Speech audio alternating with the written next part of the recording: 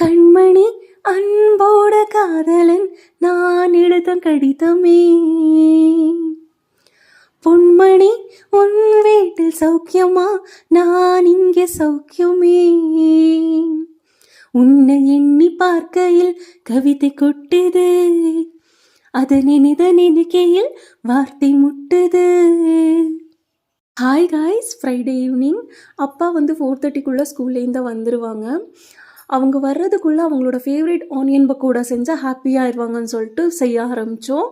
அவங்க வீட்டுக்கு வந்த உடனே ஆனியன் பக்கோடா கூட காரப்பூரி சேர்த்து கொடுத்தோம்.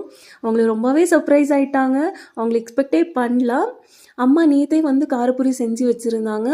அப்பா சாப்பிட்டு முடிச்சு இந்த குளிரான வெதருக்கு ஒரு கிளாஸ் சூடாக காஃபி குடித்தா சூப்பராக இருக்குன்னு சொன்னாங்க. நாங்கள் எல்லோரும் காஃபி போட்டு குடிச்சிட்டு பாப்பாவுக்கு ஒரு கிளாஸ் பாலை ஊற்றிட்டு வெளியே கொஞ்சம் நேரம் டைம் ஸ்பெண்ட் பண்ணலான்னு சொல்லிட்டு வந்தோங்க. தேங்க்ஸ் ஃபார் வாட்சிங்.